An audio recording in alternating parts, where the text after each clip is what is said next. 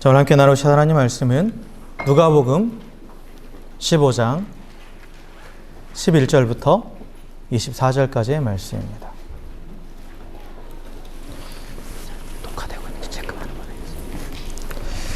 누가복음 15장 11절부터 24절의 말씀을 한 절씩 교독하도록 하겠습니다.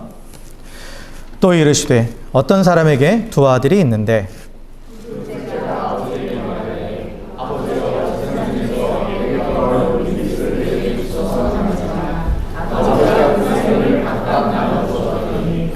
그 후 며칠이 안 되어 둘째 아들이 재물을 다 모아가지고 먼 나라에 가 거기서 허랑방탕하여 그 재산을 낭비하더니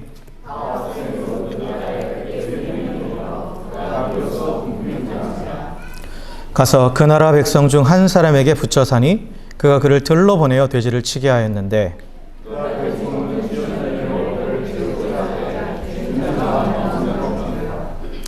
이에 스스로 돌이켜 이르되 내 아버지에게는 양식이 풍족한 품꾼이 얼마나 많은가. 나는 여기서 추려 죽는구나.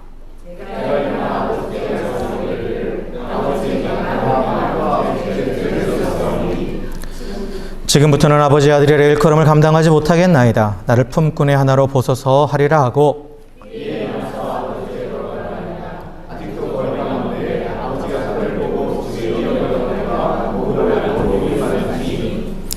아들이 이르되 아버지, 내가 하늘과 아버지께 죄를 지었사오니 지금부터는 아버지 아들이라 일컬음을 감당하지 못하겠나이다 하나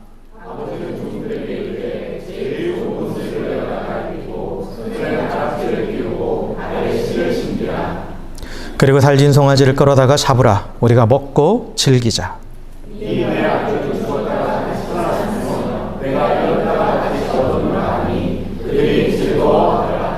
아멘. 아멘. 할렐루야. 할렐루야. 예, 우리 옆에 계신 분하고 이렇게 인사했으면 좋겠습니다. 참 잘 오셨습니다. 이렇게 인사합시다. 네. 오늘 아침에 포트러시 로드가 뜻하지 않게 밀려가지고 오시는데 고생 많았죠. 네. 오시느라 수고 많으셨습니다. 네. 자, 우리가 읽은 이 말씀은 우리가 너무나 잘 아는 예수님 비유가 이제 탕자의 비유죠. 탕자의 비유입니다. 누가복음 15장에 보면 세 가지 비유가 나오는데 그게 모두 다 잃어버린 자에 대한 비유예요. 첫째는 잃어버린 양에 대한 비유가 나오고 또 둘째는 잃은 드라크마를 찾은 여인에 대한 비유가 나오고 셋째는 잃은 아들을 찾은 아버지에 관한 비유. 이 세 가지가 나오죠. 오늘 말씀은 이 세 번째, 잃은 아들. 우리 흔히 탕자의 비유라고 불리는 이 말씀입니다. 그런데 이 탕자의 비유가 우리가 많이 일컬어지고 또 많이 이렇게 설교를 통해서 여러 가지 것을 통해서 전해지는 이유가 뭐냐면 이 탕자의 비유는 정확하게 복음이 무엇인지 복음에 대해서 정확하게 우리에게 가르쳐줘요. 복음이 가지고 있는 모든 요소들, 하나님을 떠난 인간의 모습, 그리고 그 인간을 기다리신 하나님, 그리고 하나님께로 돌아갔을 때 어떤 일이 생기는지, 하나님과 관계 회복 가운데 하나님께서 어떻게 그 잃어버린 자들을 회복시켜주고 또 새롭게 하시는지에 대한 그 모든 것이 정확하게 이 탕자의 비유 가운데 담겨 있죠. 그리고 또 큰아들의 반응을 통해서 또 다른 집 나갈 준비하고 있는 아들에 대한 얘기까지. 그래서 완벽하게 복음의 모든 요소들이 다 담겨 있는 게 바로 이 탕자의 비유입니다. 그래서 우리가 이 탕자의 비유, 이 말씀을 통해서 다시 한번 복음의 의미를 좀 다시 한번 되새겨보는 그러한 시간을 갖고자 해요. 그래서 이 말씀을 한 번에 다 하려고 해봤는데 안 되겠더라고요. 은혜로운 설교는 짧고 굵어야 되겠더라고요. 네. 그래서 두 번이나 한 세 번에 걸쳐서 이 말씀을 좀 나누고자 하는데요. 어쨌든 간에 각각 또 아들의 입장에서 한번 말씀을 살펴보기 원하고 아버지의 입장에서 말씀을 보기 원하고 또 기회가 되면 이제 그 집에 있는 큰아들은 결국 이제 떠날 준비를 하고 있는 아들이에요. 그 아들에 대해서도 한번 살펴보려고 합니다. 그래서 오늘 말씀을 보면 지금 이제 두 아들이 있고 아버지가 나오죠. 아버지가 나와요. 그런데 그 중에 둘째 아들이 아버지에게 뭘 얘기합니까? 아버지, 나에게 돌아올 분깃을, 아버지 재산 중에 돌아올 분깃을 내게 달라고 그렇게 얘기하죠. 이건 뭐냐면 유산을 달라라는 거예요. 유산을 달라. 어차피 아버지 돌아가시면 나에게 줄 유산 있지 않냐고. 그 유산을 지금 나한테 달라라는 거예요. 이게 어떤 의미를 가지고 있어요? 살아있는 아버지한테 유산을 내놓으래요. 이건 뭐예요? 나 아버지와 관계 끊겠다라는 거예요. 그걸 가지고 내가 나가겠다라는 거죠. 내가 나가겠다라는 거예요. 아버지, 내가 독립할 테니까 나에게 이렇게 좀 도움을 주세요. 이런 게 아니라 딱 얘기해요.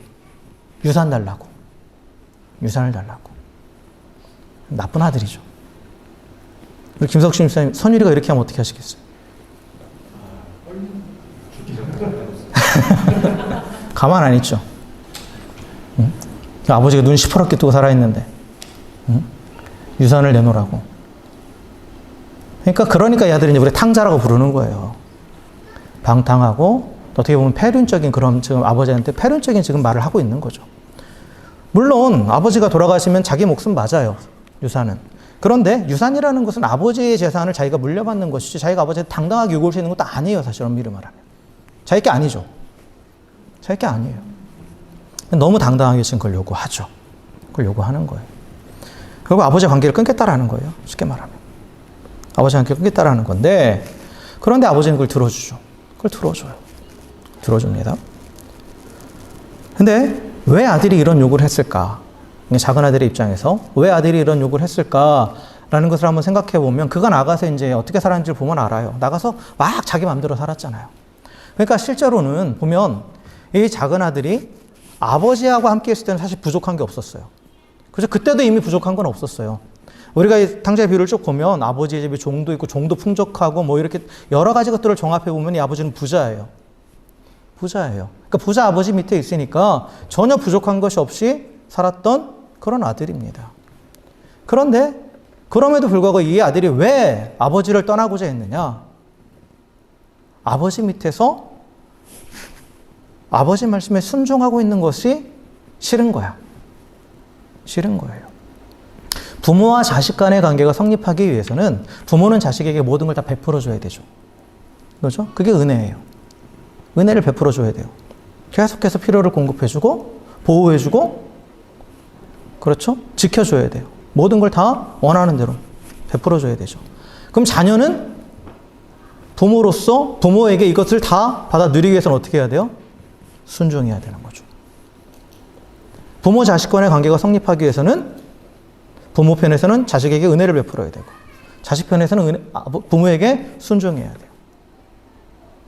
그래야 이 관계가 성립이 되는 겁니다. 그래서 에베소서에 보면 바울도 그 얘기하잖아요. 자녀들아 부모에게 순종하라 라고 선포하죠. 이게 하나님 안에서 마땅한 일이다. 부모 자식 간의 관계가 유지되기 위해서는 마땅한 거예요. 근데 이 작은 아들은 그게 싫었던 거죠. 아버지에게 순종하는 것이 어떻게 보니까 자신의 자유를 제한하는 것처럼 느껴지고, 내가 하고 싶은 대로 마음대로 못하고. 그러잖아요, 솔직히. 여러분 부모님들이 자녀들이 이렇게 순종을 요구할 때 그 자녀 입장에서는 뭐예요? 자꾸 하라는 것보다 하지 말라는 게 더 많잖아요. 여러분 자녀들한테 한 말하는 거 한번 보세요. 하라는 말이 많아요? 하지 말라는 말이 많아요? 하지 말라는 게 많죠. 하라는 것도 뭐예요? 하기 싫은 걸 하라고 그런 거죠, 항상. 그죠? 내가 하고 싶은 걸 하지 못하게 하지 말라고 그러고, 또 내가 하기 싫은 건 막 하라고 그러고, 그죠? 놀고 싶은데 공부하라고 그러고, 그죠? 엄마 나가서 놀면서 엄마 아빠는 노는 것 같은데, 자기들 하고 싶은 대로 하는 것 같은데, 자꾸 그렇게 자신을 억압하는 것처럼 느껴지니까 이 작은 아들이 거길 벗어나고 싶은 거죠. 벗어나고 싶은 거예요. 그래서 내 힘으로 내가 아버지 재산만 가지고 있으면 나는 스스로 자유롭게 그리고 행복할 수 있다 라고 그렇게 착각한 거예요. 착각한 거죠. 그래서 자유를 찾아서 또 나의 행복을 찾아서 떠난 겁니다. 그러니까 더 행복하기 위해서, 자신이 생각하는 행복을 이루기 위해서 아버지를 떠나기로 결단한 거예요. 아버지 관계를 끊어버리기로. 그러니까 아버지가 어떻게 보면 나의 행복을 방해하는 존재로 여긴 거죠. 그렇게도 볼 수 있는 거죠. 그래서 아버지께 유산을 요구하고, 이 아버지는 우리 김석신 집사님과는 달리 유산을 분배해 줬어요. 그죠? 대단한 아버지죠. 일반적인 아버지는 아니에요. 대단한 아버지. 그래서 그 유산을 가지고 떠났습니다. 떠났죠. 그래서 얼마 동안은 보니까 자기가 하고 싶은 대로 다 하는 거죠. 자기 하고 싶은 대로 다 했어요. 가서 허랑방탕했다라는 것. 그러니까 내가 하고 싶은 대로 다 한 거예요. 지금껏 내가 하지 못한 거 다 하고 그 물질을 가지고 다 내 원하는 대로 사용했어요. 그랬더니 얼마 가지 않아서 모든 것이 다 물질에 다 사라져버리죠. 다 사라져버렸습니다. 그러니까 처음에는 행복을 찾은 것 같았어요. 아버지 밑에서는 누릴 수 없던 걸 누렸거든요. 그죠? 아버지 밑에서는 하지 못했던 걸 했어요. 그러니까 처음에는 자기 생각대로 내가 이게 행복이지 라고 그렇게 생각했을 거예요. 근데 얼마 지나지 않아서 어떻게 돼요? 모든 거 다 잃어버리고 그리고 나서 누군가의 종이 되어버리죠. 빌붙었다라는 표현이 나오죠. 그죠? 15절에 보면 가서 그 나라 백성 중 한 사람에 붙여 살았다. 이게 빌붙었다라는 의미예요. 빌붙었다. 근데 빌붙었는데 어떻게 되냐? 그 사람의 종이 된 거죠. 종이 된 거예요. 근데 이 사람이 어떤 사람인지를 보면 그 사람이 보니까 돼지를 치게 했다라고 나오잖아요. 그러면 이방인인 거예요. 지금 이 비유의 기본적인 배경은 뭐냐면 아버지도 그렇고 이 아들들도 다 유대인입니다. 그러니까 하나님의 백성들이죠. 그런데 이스라엘 백성들은 율법에 의하면 돼지고기를 먹지 않습니다. 하나님께서 먹지 말라고 하셨죠. 그 돼지를 치지도 않아요.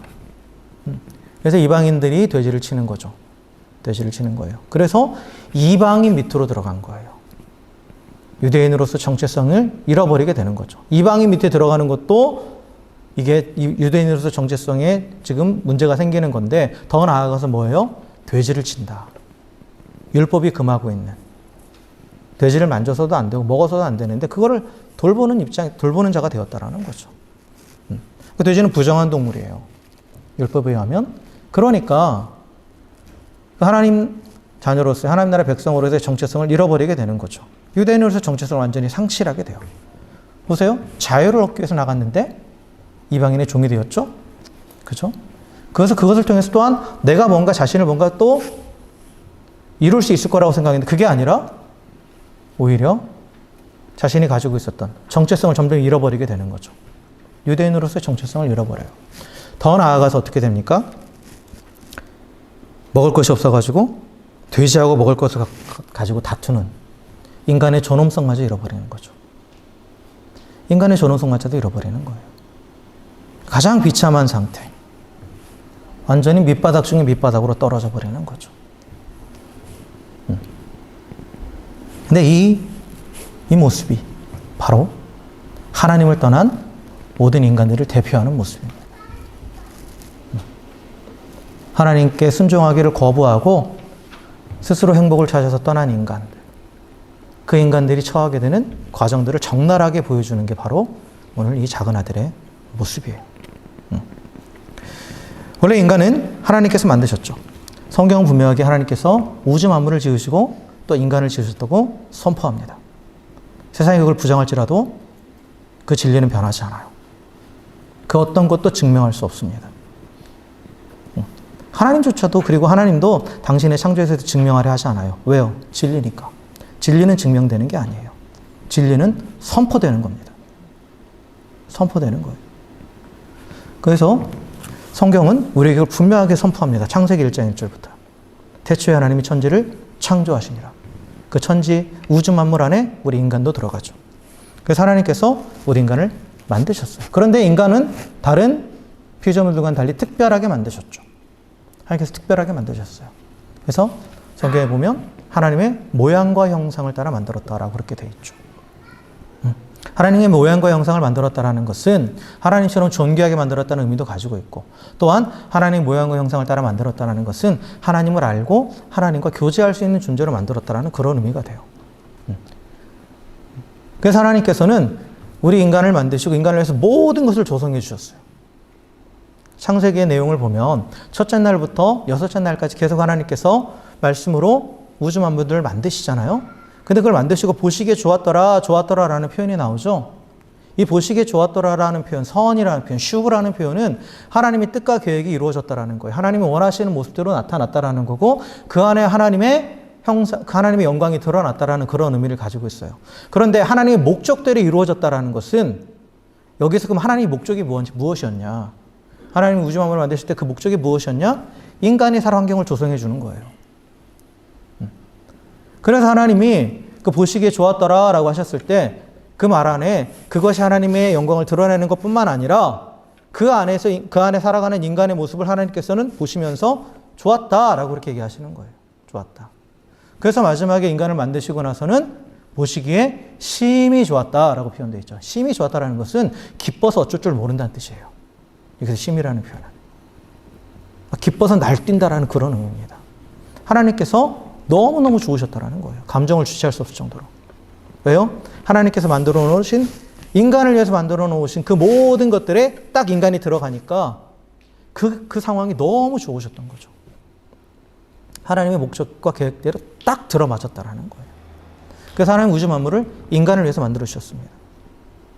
우리가 살 수 있도록, 인간이 살 수 있도록 그 모든 것들을 조성해 주신 거예요. 그래서 우주 만물의 질서를 잡으시고 그 안에 충만하게 채워주셨죠.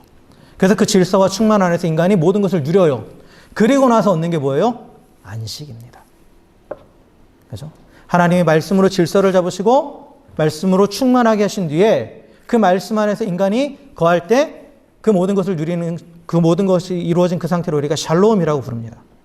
샬롬, 평안의 상태를 누리게 되고 그 평안이 있을 때 쉼을 얻게 되는 거예요. 안식.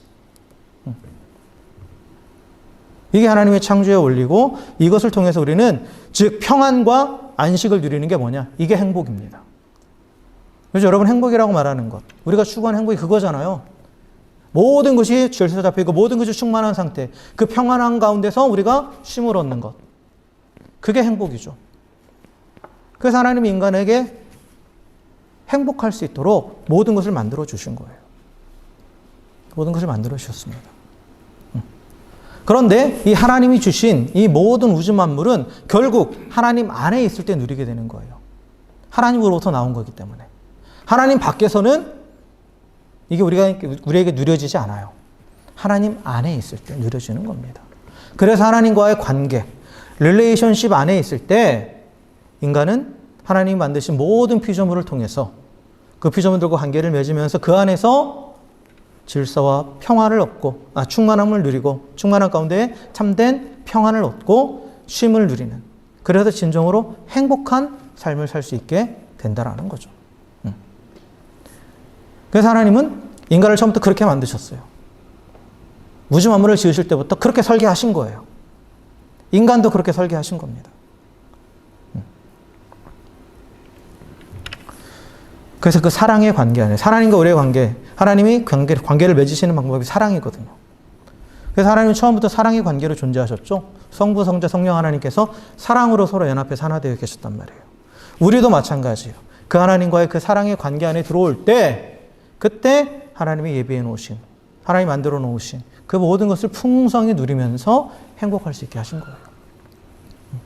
자, 그런데 잘 따라오셔야 돼요. 사랑이라는 것, 성경이 말하는 사랑이라는 것, 또 하나님이 말씀하시는 사랑이라는 것, 아가페라는 것. 아가페는 뭐냐면 조건 없이 베푸는 거예요. 그렇죠? 베푸는 겁니다. 그래서 하나님의 사랑이 우리 가운데 표현되는 방식, 우리가 두 가지가 있다고 말씀드렸죠. 하나님이 조건 없이 우리에게 베풀어 주시는 은혜. 그리고 우리가 어떠함에 상관없이, 우리의 어떠함과 상관없이 우리를 참아주시고 용납해 주시는 자비. 그렇죠? 은혜와 자비가 하나님의 사랑의 표현 방식이라고 그랬어요. 그래서 하나님께서 모든 것을 베풀어 주세요. 그 하나님의 은혜를 인간에게 베풀어 주시는 거죠. 인간에게 베풀어 주세요. 근데 사랑이라는 건 상호작용이잖아요. 그렇죠? 일방적인 건 사랑이 아니에요. 상호작용입니다. 그러면 인간 편에서 그 하나님과 사랑의 관계를 누리기 위해서는 어떻게 해야 돼요? 하나님께 은혜를 베풀어야겠죠. 그죠? 내가 은혜를 받았으면 은혜를 베푸는 게 서로 사랑을 주고받는 거잖아요. 우리 남녀 간의 사랑도 마찬가지고, 우리가 서로 사랑한다고 말했을 때, 물론 우리는 이제 아버지의 사랑으로 해서 내가 먼저 베푸는 것을 얘기하고 나누는 것을 얘기하는 일반적인 사랑의 관계는 상호작용이란 말이에요. 상호작용이죠. 근데 우리 인간은 불완전한 존재이기 때문에 하나님의 도우심, 하나님의 은혜로 우리의 모든 부족함들을 채워가요. 그러니까 사랑은 부족함을 채워주는 거예요. 내가 베풀므로써 그 사람의 필요를 채워주고 부족함을 채워주는 겁니다. 하나님께서 우리에게 은혜를 베푸시는 건 우리가 부족한 존재이기 때문이에요. 인간이 불완전하기 때문이에요. 스스로의 힘으로는 살아갈 수 없기 때문에. 그래서 하나님께서는 여러 가지 통로를 통해서 계속해서 우리가 은혜를 베풀어 주셨어요. 특별히 만드신 모든 피조물들을 통해서. 그 안에서 우리는 관계를 맺으면서 하나님이 공급해 주심을 누려요. 그 은혜를 받아요. 받습니다. 그런데 하나님은 부족함이 없으신 분이죠. 하나님은 완전하신 분이에요. 그렇기 때문에 우리 편에서 하나님께 은혜를 베풀 수 없어요. 하나님은 실수하지 않으세요. 잘못하지 않으세요. 그렇기 때문에 우리 편에서 하나님께 자비를 베풀 수 없어요. 우리는 불완전하니까 넘어지고 쓰러지고 실수하죠. 그러니까 하나님은 우리를 용납하시는 자비를 베풀어 주시지만 우리 편에서는 하나님께 은혜와 자비를 베풀 수 없어요. 그럼 우리는 어떻게 하나님을 사랑할 수 있느냐? 순종입니다. 순종이에요. 인간이 하나님을 사랑하는 방법은 순종이에요. 하나님이 그걸 처음부터 가르쳐 주신 거예요. 뭘 통해서? 선악과를 통해서. 아까도 말씀드렸잖아요. 부모와 자녀의 관계가 유지되는 것은 부모는 자녀에게 은혜를 베풀고 자녀는 부모에게 순종함으로 그 관계가 유지된다고 그랬죠. 그게 서로에 대한 사랑의 표현이에요. 하나님이 인간에 대한 사랑의 표현은 은혜를 베푸시고 자비를 베푸시는 거고, 인간이 하나님을 향한 사랑의 표현은 순종하는 겁니다. 그럼으로써 사랑의 관계가 유지되고 그 관계 안에서 인간은 하나님의 모든 것을 누리게 되는 거예요. 그럼으로써 충만하게 채워주고 평안을 누리고 안식을 얻게 되는 참된 행복을 얻을 수 있는 거죠. 그래서 선악을 알게 하는 나무, 동산 중앙에 하나님께서 한 나무를 가리키시면서 아담과 하와에게 저 나무의 열매는 먹지 말아라. 저걸 먹으면 너희가 정령 죽으리라 라고 말씀하셨죠. 이건 선악을 알게 하는 나무, 어떤 한 나무가 어떤 능력이 있어서 말하는 게 아니에요. 여기서 중요한 건 뭐예요? 하나님이 명령하셨다라는 거예요. 먹지 말라고 명령하셨다라는 거죠. 그것을 지키는 것이 하나님을 향한 사랑의 표현이라는 거죠. 그래서 하나님께서 선악과를 지정하셔서 그것을 먹지 말라고 명령하신 것은 물론 하나님과 인간의 뭐 다른 점 여러 가지 것들 그런 의미도 있지만 이 관점에서 봤을 때 하나님과 사랑의 관계라는 관점 안에서 봤을 때 우리가 하나님을 사랑할 수 있도록 명령을 주신 거예요.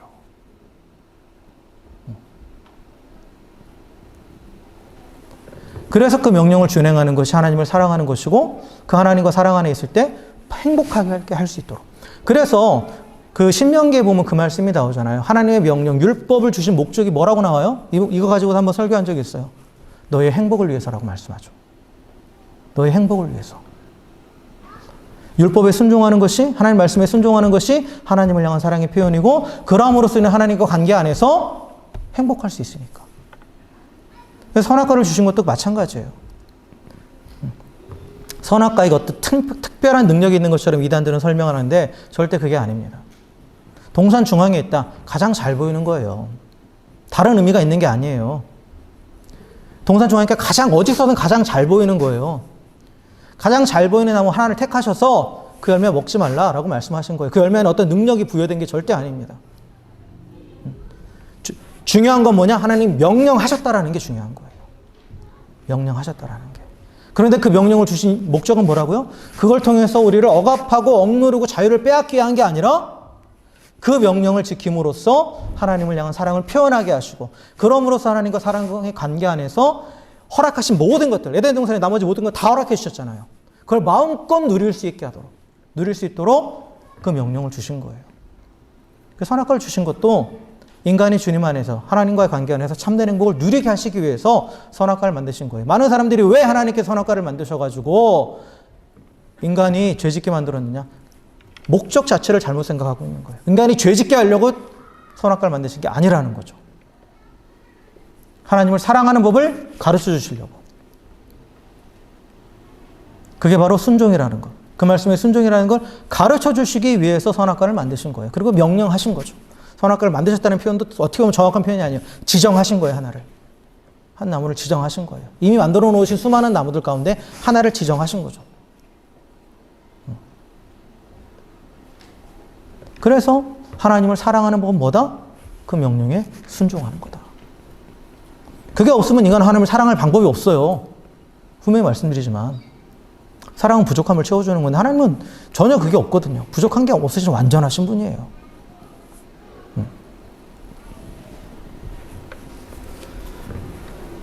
그래서 하나님은 인간에게 이 명령을 주시고 이 명령을 순종하라고 요구하시는데, 그런데 여기 또 하나 인간에게 뭘 주셨습니까? 자유의지를 주셨죠. 자유의지라는 건 뭐예요? 스스로 판단하고 스스로 선택할 수 있는 능력이에요. 그게 인간에게 부여됐어요. 그래서 자발적인 순종. 자발적인 순종. 이게 진정한 인격적인 관계죠. 우리 꼭 하나님과 우리의 관계만 놓고 이렇게 추상적으로 보지 마시고, 우리 서로 사람들과 우리 인간관계에서도 보세요. 서로 사랑한다고 했을 때는 자발적으로 내가 이 사람을 향해서 그 사람의 필요를 채워주는 게 사랑이죠. 그렇잖아요. 강요된 건 사랑이 아니죠. 조종당하는 것도 사랑이 아니죠. 자발성이 있어야 돼요. 자발성이. 그러니까 자유의지를 하나님께서 허락하신 거죠. 그래서 하나님께서 우리에게 순종을 요구하시는 것은 분명히 하나님을 사랑하는 방법을 가르쳐 주시는 거고, 그 사랑 안에서 관계를 누릴 수 있도록. 그래서 이 선악과를 만드시고 명령을 주시는 거예요. 근데 또 많은 사람들이 착각하는 건 하나님께서 우리에게 순종을 요구하시는 것은 그것을 통해서 당신이 하나님이 또 우리를 당신의 일을 하기 원하고 우리를 통해서 뭔가 막 일을 시키시려고 그러신다고 생각하는데 그것도 아니에요. 하나님께서 만약에 우리에게 이 순종을 요구하시면서 뭔 일을 시키기 원하셨다면 우리에게 자유의지를 주실 이유가 없죠. 그냥 다른 피조물들과 마찬가지로 본능을 주시고 자연의 법칙에 순응하게 만들어주셨으면 됐어요. 그렇죠? 인간을 제한 모든 피조물들은 살아있는 생명체에게는 본능이라는 게 있고, 또한 우주 만물의 천체나 이런 모든 것들에는 법칙이라는 게 있죠. 하나님이 정해놓으신 법칙. 그 모든 것을 따라 움직여요. 그 모든 걸 따라 움직이면서 하나님의 영광을 드러내고 하나님이 맡기신 사명들을 감당해요. 그들에겐 자유의지가 없어요. 그러나 인간에게는 하나님께서 자유의지를 주셨죠. 그래서 어떤 정해진 법칙을 따라 움직이는 게 아니죠. 본능을 따라 움직이는 게 아니에요. 하나님의 말씀에 대해서 생각하고 판단하면서 그에 대해서 인격적인 반응을 보이면서 하나님께 자발적으로 순종하면서 온전히 하나님과 사람의 관계에 들어갈 수 있게 하시려고 인간에게는 자유의지를 주신 거예요. 어떤 사람은 또 그것도 그래요. 왜 자유의지를 주셔가지고 자유의지 안 주셨으면 좋은 거 아니냐고. 그러면 인간이 아니죠. 그건 인간이 아니에요. 그러니까 이 모든 것들이 자유의지를 주신 것도 인간을 존중하시고 사랑하시기 때문이고, 선악과를 주신 것도 인간을 사랑하시기 때문이에요. 인간의 행복을 위해서요. 행복을 위해서입니다. 그래서 자유의지를 사용해서 우리가 하나님과 교제하면서 자발적으로 순종하는 것이 곧 하나님을 사랑하는 것이고, 순종할 때 하나님과 사랑의 관계 안에서 평안과 안식을 얻어서 참된 행복을 누릴 수 있는 거예요. 그래서 여러분, 순종은 엄밀히 말하면 내가 희생하는 거 아니에요. 많은 사람들이 순종하겠습니다 하면서 제가 저를 희생하겠습니다 이렇게 생각하는데, 엄밀히 말하면 그건 희생은 아니에요.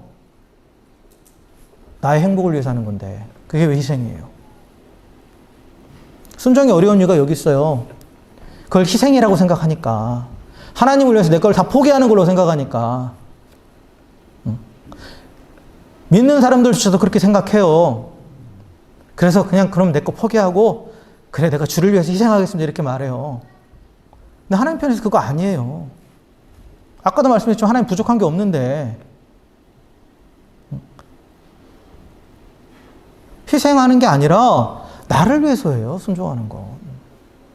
하나님이 선악과를 따먹지 말라고 한 게 그들에게 희생을 요구한 게 아니라 이 나무 열매 못 먹게 하려고 그런 게 아니라고요. 하나님을 사랑하는 법을 가르쳐 주시고 그 안에서 하나님이 주신 행복을 완전히 누리게 하기 위해서 그걸 따먹지 말라고 하셨어요. 그런데 사단이 속이는 거예요. 사단은 처음부터 속이는 자라고 말하죠. 사단이 처음부터 와서 속여요. 이 선악과가 가지고 있는 의미 자체를 속여버리는 거예요. 그래서 처음에 정말 교묘하게 속이는데 어떻게 속이냐면 하와를 찾아와가지고 뭐라고 말하냐면 하나님이 동산에 있는 모든 나무 열매를 먹지 말라고 하시더냐? 라고 이렇게 얘기해요. 하나님이 금지하신 건 딱 하나죠. 선악을 알게 하는 나무 열매 하나요. 사단도 알아요. 그런데 사단이 교묘하게 하나님의 명령에 대한 부정적인 이미지를 갖게 하기 위해서 이렇게 속이는 거예요. 하나님의 명령 자체가 모든 걸 빼앗아가는 것처럼 느껴지잖아요.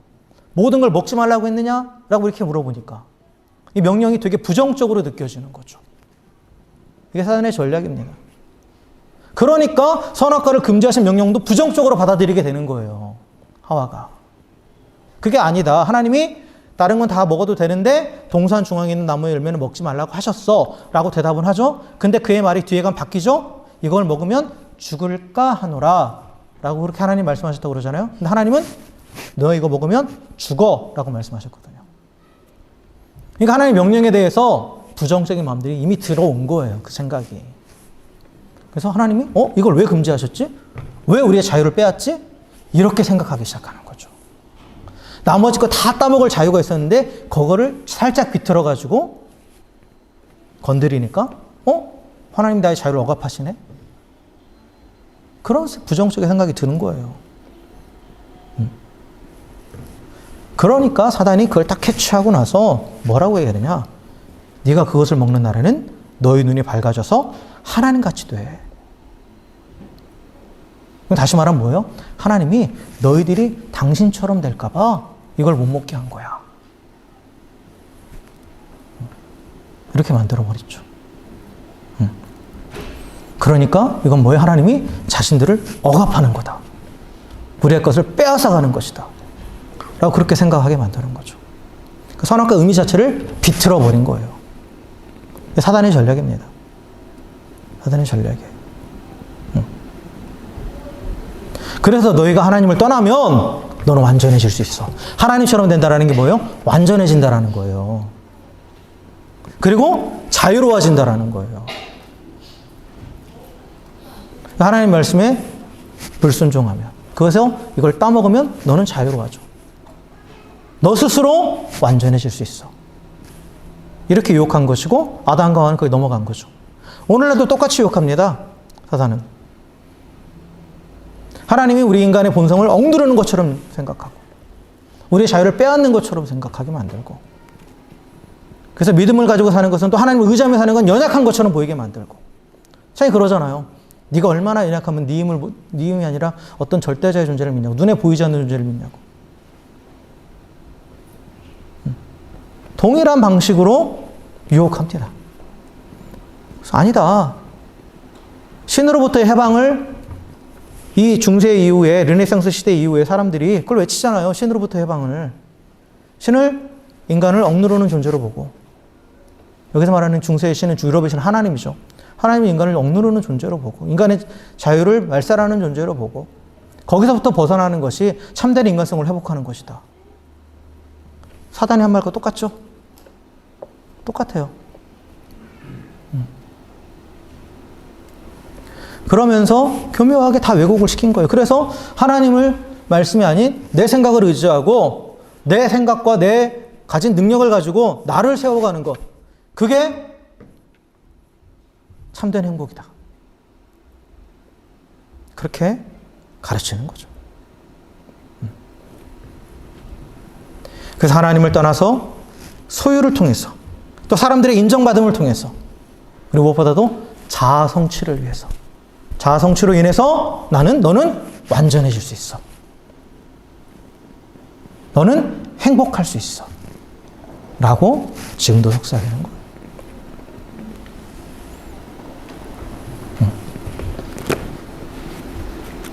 제가 예전에 한번 운전하고 가면서 어떤 사람이 뒤에다가 이렇게 스티커 같은 거 붙이잖아요. 근데 나는 충분히 이성적이라서 신을 믿지 않아. 뭐 이런 내용을 봤어요. 나는 신을 믿을 만큼 어리석은 자가 아니야. 지금 세상이 지금 그렇게 돌아가고 있는 거죠. 신을 믿는 것은 어리석은 것이고, 신을 믿는 것은 비이성적인 것이고. 사단의 속임수죠. 그런데 보세요. 오늘날 세상이 그렇게 자신의 소유를 통해서 자아 성취를 통해서 뭐를 통해서 내가 뭔가를 이룸을 통해서 행복할 수 있다고 하는데 사람들이 행복해요? 행복합니까? 그냥 여러분도 한번 생각해 보세요. 하나님 없이 그냥 내가 내 소유로 내가 만족을 했는가? 내가 그냥 솔직히 말해서 내가 소유를 가지고 만족해 본 적 있으세요? 많이 안 가져봐서. 근데 어렸을 때 보세요. 뭐 조금만 더 가지면 만족할 수 있을 것 같았어요. 예를 들어서 차를 사면 만족할 수 있을 것 같았어요. 또 의뢰가 이렇게 지나면.